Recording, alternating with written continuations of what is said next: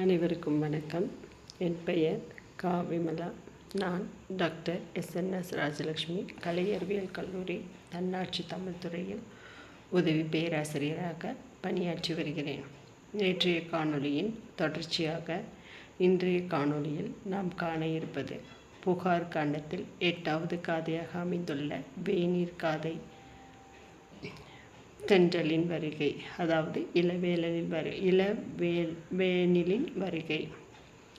நெடியோன் குன்றமும் தொடியோன் பவ்வமும் தமிழ் வரம்பு அறுத்த தன் புனல் நல்நாட்டு மாட மதுரையும் பீடு ஆர் உறந்தையும் கலிகெழு வஞ்சியும் ஒளிபுனல் புகாரும் அரைசு வீற்றிருந்த உரைசால் சிறப்பின் மன்னன் மாறன் மகிழ்துணையாகிய இளவேனில் வந்தது இவன் என வளம் கெழு பொதியில் மாமுனி பயந்த இளங்கால் தூதன் இசைத்தனன்.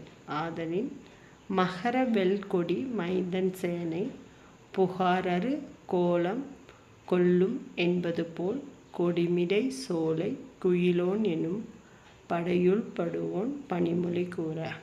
அதாவது தமிழ்நாடு திருவேங்கட பெருமான் எழுந்தருளியுள்ள வேங்கடமலையும் தெற்கில் குமரிக்கடலையும் எல்லையாக பெற்றுள்ளது. குளிர்ந்த நீர்வளம் மிகுந்த இந்நாட்டில் மாட மாளிகைகள் நிறைந்த ஊர் மதுரையாகும். பெருமையில் சிறந்த ஊர் உறையூர். ஆரவாரம் நிறைந்த நகர் வஞ்சிமான் நகராகும். ஒலிக்கின்ற கடல் துறையை உடைய ஊர் புகார் ஆகும். இந்த 4 பெரும் நகரங்களில் ஆட்சி செய்தவன் புகழும் சிறப்பும் உடைய மன்மதன் ஆவான். அவனுக்கு துணையாக விளங்குவது இளவேனில் காலமாகும். இந்த இளவேனில் பருவத்தில் வந்துவிட்ட செய்தியை பொதிகை மலையில் வீசும் தென்றல் என்னும் தூதன் வந்து உரைத்தான். ஆதலால் மன்மதனின் படையில் உள்ள பெண்கள் அனைவரும் அலங்காரம் செய்து கொள்ளுங்கள் என்று காமனின் பாசறையிலிருந்து ஒருவன் கட்டளை பிறப்பித்தான். இதனை மன்னன் மாறன் மகிழ் துணை ஆகிய இளவேனில் வந்தது இவன் எனும் வரிகள் உணர்த்துகின்றன.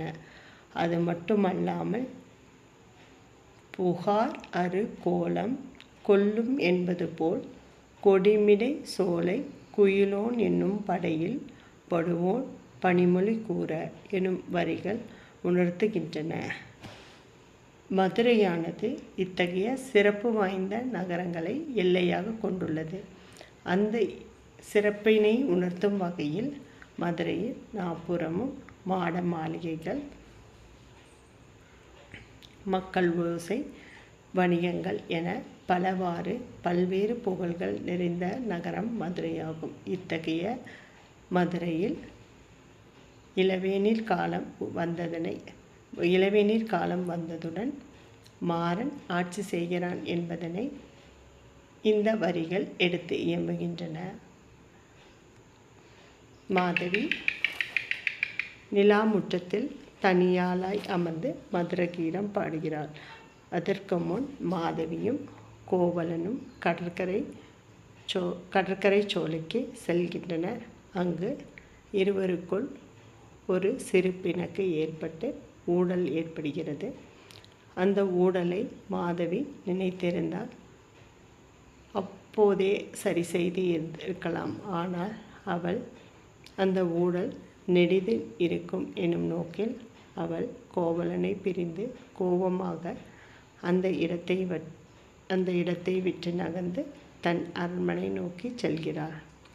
சென்றவளுக்கு கோவலனின் நினைவு வாட்டி எடுக்கிறது. உடனே பத்மாசனமிட்டு யாழை எடுத்து இசைத்து மதுரகீதம் பாட விளைகிறாள். அவ்வாறு விளையும் போது அங்கு நடந்த விவரங்களை நினைத்து, அதாவது கோவலனை நினைத்து மனம் வருந்துகிறாள். தனியாளாய் அமர்ந்து மதுரகீதம் பாட அமர்ந்தவள் பாட முடியாது கடிதம் எழுத நினைக்கிறாள். இதன் தொடர்ச்சியை அடுத்த காணொளியில் காணலாம். நன்றி, வணக்கம்.